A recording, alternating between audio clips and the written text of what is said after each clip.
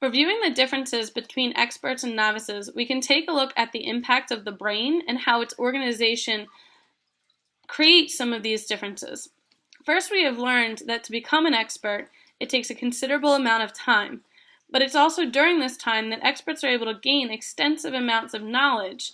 It's hard to compare a novice and an expert because a novice is just starting out and gaining knowledge, which the expert has already acquired. This is probably the biggest difference between an expert and a novice.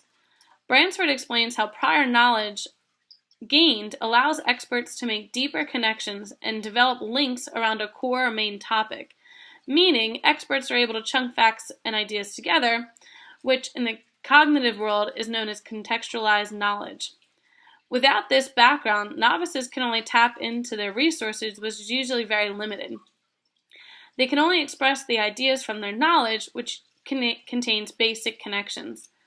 Although this difference makes sense, it also adds to the ability of experts being able to reflect and explore different views. With the connections and relationships around a core topic, experts are able to expand their understanding to really analyze or reason with material, such as discovering or looking at patterns. When comparing experts to novices, Bransford again states that experts usually take longer to respond to prompts due to their capacity to reflect upon those patterns, while novices tend to jump to conclusions since they can only scratch the surface of the content. Novices are using skills such as recalling from memory or manipulating what they already know to fit a new situation. It's hard for the novice to express a meaningful response to a prompt when there is little to work with. Yet, this also ties into the concept of metacognition, which is reviewing your own understanding about what you know and don't know. Novices have a hard time admitting their strengths and weaknesses, and therefore lack sophisticated responses, which can also be tied to the lack of experience and time with that content.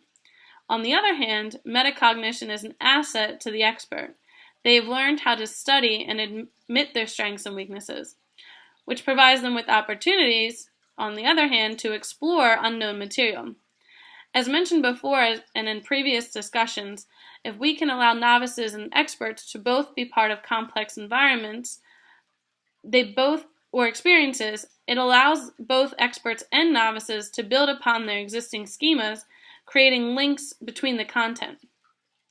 Even though there is a gap in knowledge in some areas, both novices and experts are continuously developing on all types of schemas that were previously created. Experts are usually engaged with their learning and flexible in their approach, so they search out how to learn more about material, while novices are usually just placed in those environments by chance. Bransford does mention and concludes that experts may be very knowledgeable in some areas, but are always looking to widen and deepen their knowledge. Overall, we all have to start out as as novices, and find interest so we can hopefully become an expert in that area.